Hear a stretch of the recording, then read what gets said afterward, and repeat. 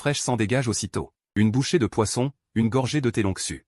2 poissons grillés avalés, tu es à peu près à 8/10 de satiété. Tu gardes le dernier pour demain. La nuit est tombée, ici pas de pollution lumineuse.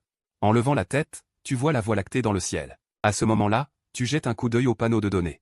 Nombre actuel de décès mondiaux, 127. Déjà autant de morts le premier jour. J'espère que les gens du royaume du dragon tiendront le coup. Ensuite, tu ajoutes pas mal de bois au feu, puis tu fabriques un dispositif d'alerte rudimentaire avec du fil de pêche et la casserole en fer. Le dieu des fruits est vraiment professionnel. Il a même monté un système d'alerte. Les autres concurrents tremblent encore, alors que le dieu des fruits commence à profiter de la vie. Après tout cela, tu t'endors en serrant fermement ta pelle de sapeur. Les premiers rayons du soleil matinal tombent sur ton visage. Tu t'étires. Qu'est-ce que je vais faire aujourd'hui? Voyons d'abord si la perception environnementale a quelque chose à signaler. La perception environnementale de niveau mètre te transmet une nouvelle info, à environ 2 km au sud-ouest, il y a un nid de faisan. Une lueur d'excitation traverse ton regard. On dirait que je ne mangerai pas de poisson aujourd'hui. Tu ranges rapidement tout ton matériel. Si je ne trouve pas d'endroit mieux dans les environs, je reviendrai. Tu te diriges vers le nid de faisan. En chemin, tu t'arrêtes et reprends la marche. Pour réussir à chasser un faisan, une pelle de sapeur seule ne suffit pas. J'ai besoin de fabriquer une lance. Non seulement elle a une portée d'attaque longue et est simple à fabriquer, mais elle compense aussi les faiblesses humaines.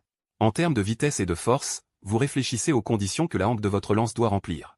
Elle doit être assez droite, assez dure, de longueur appropriée et de poids équilibré. Au bout d'une demi-heure, vous trouvez enfin un arbre adapté. Avec votre pelle de génie, vous commencez immédiatement à grimper, et d'un coup de pelle, vous obtenez une hampe parfaite. Vous utilisez ensuite la pelle pour tailler le bois petit à petit. La pointe de la lance prend forme. Plus tard, après avoir allumé un feu, vous passerez la pointe à la flamme. Le bois en deviendra plus dur. La fabrication entière prend environ 40 minutes. En cours de route, vous mangez le poisson grillé d'hier. Pour reprendre des forces. Tout en mangeant, vous observez les environs. Cette capacité de multitâche impressionne les spectateurs du direct. Vous faites quelques moulinets satisfaits avec votre lance. Il est temps d'aller voir ces faisans. Alors que vous vous dirigez vers le nid de faisans, les différents directs du pays de l'on s'embrassent soudain. Les frères, allez voir mon direct. Putain, il se passe un truc énorme chez moi. Dans notre direct national, ces deux-là se rencontrent. La femme, Matsushita Satsu, et Nanjedu Jiashiaobizezi. Ah, le ciel est de notre grand pays. Ils ont vraiment trouvé un coéquipier. Cette combinaison est imbattable.